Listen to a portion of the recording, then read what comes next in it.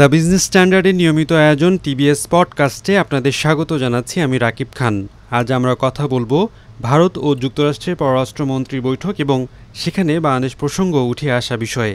আর এই বিষয়ে আমাদের সঙ্গে কথা বলবেন যুক্তরাষ্ট্রে নিযুক্ত বাংলাদেশের সাবেক রাষ্ট্রদূত এম হুমায়ুন কবির। ট্রাম্পের নতুন প্রশাসনের কর্মকর্তাদের সঙ্গে ভারতের পররাষ্ট্রমন্ত্রী এস জয়শঙ্করের বাংলাদেশ নিয়ে আলোচনা হয়েছে।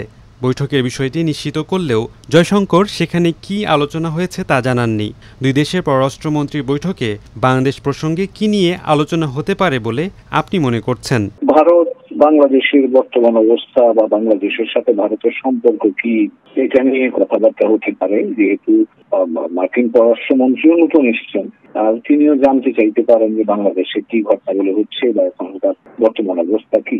এছাড়াও তাদের নিজস্ব ভূরাজনৈতিক ব্যবস্থা সহযোগিতা আছে। এবং আমরা হয়তো জানি যে কোয়াড মিটিংটার আশপাশেই কিন্তু এই মার্কিন পররাষ্ট্রমন্ত্রীর সাথে ভারতের পররাষ্ট্রমন্ত্রী আলোচনাটা অনুষ্ঠিত হয়েছে। তো খুব সঙ্গত কারণেই, যেহেতু এই অঞ্চলের দিকে তাদের একটা ভূরাজনৈতিক দৃষ্টিভঙ্গি আছে এবং বর্তমান মার্কিন পররাষ্ট্রমন্ত্রী কিন্তু সিনেটের যখন ছিলেন তখন তার চীনের ব্যাপারে বিশেষ রকম মনোভাবের কথাটাও সকলেরই জানা। তো কাজে সেই আলোকে ভারত বাংলাদেশ, ভারত চীন এই অঞ্চলে, ইন্দো প্যাসিফিক অঞ্চলে ভারত কিভাবে দেখে, এই সব বিষয় নিয়ে আলোচনা হয়ে থাকবে। এবং আমি মনে করি এটা খুবই সাধারণ আলোচনায় হয়তো হয়ে থাকবে, খুব সিরিয়াস কোন আলোচনার মনে হয় না হয়েছে।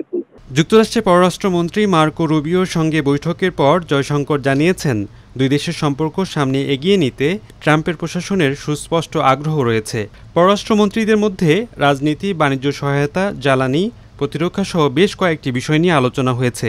এই আলোচনার দ্রুত এবং দীর্ঘমেয়াদী কোনো প্রভাব দেখা যাবে কিনা?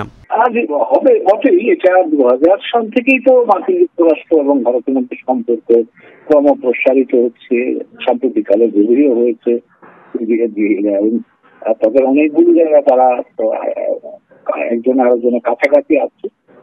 তো সেই জায়গাতে আমি মনে করি যে ভারত যুক্তরাষ্ট্রের সম্পর্ক আরো ঘনিষ্ঠ হওয়ার একটা সম্ভাবনা আছে।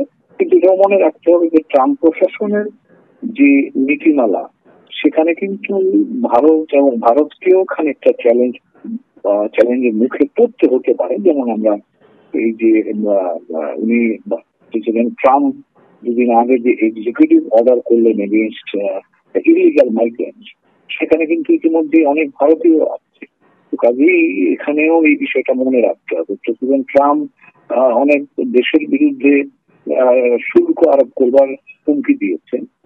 সেই তালিকায় কিন্তু ভারতের পড়বার একটা আশঙ্কা আছে। কাজেই ওখানে ভারতের সাথে সহযোগিতার জায়গা যেমন থাকবে, কিছু কিছু জায়গাতে হয়তো চ্যালেঞ্জ থাকবে, এটা খুব অস্বাভাবিক কোনো বিষয় না। এবার বাংলাদেশ ভারত যুক্তরাষ্ট্র প্রসঙ্গে আসা যাক। ট্রাম্প নির্বাচিত হওয়ার পর আওয়ামী লীগের নেতাকর্মীদের মধ্যে এক রকমের উচ্ছ্বাস দেখা গেছে। আসলে কি উচ্ছ্বাসের কোনো কারণ আছে? বাংলাদেশের এখনকার বাস্তবতা এবং মার্কিন যুক্তরাষ্ট্র বাংলাদেশ সম্পর্ক এখন যেভাবে আছে, তাতে এটা ইতিবাচক এবং সাহায্যপূর্ণ অবস্থাতেই আছে।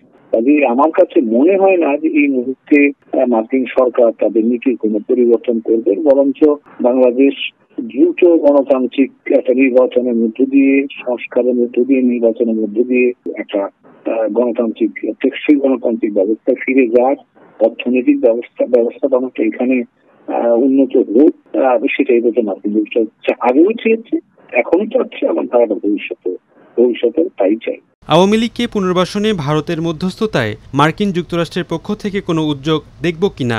পুনর্বাসনের বিষয়টা যেটা আপনি বলছেন, সেটা তো বাংলাদেশের বাস্তবতার আলোকেই হবে। তো সেটার সিদ্ধান্ত তো বাংলাদেশের জনগণই নেবে। এটা বাইরে বলারও প্রয়োজন নাই, আর বললে যে হবে সেটাও আমার মনে হয় না সঠিক। কাজে এটা বাংলাদেশের বাস্তবতার আলোকে, বাংলাদেশের মানুষের রাজনৈতিক প্রত্যাশা, বাংলাদেশের ভবিষ্যৎ চিন্তা, সেই ভিত্তিতে বিষয়গুলো নির্ধারিত হবে। আমাদের সাথে যুক্ত হওয়ার জন্য আপনাকে ধন্যবাদ।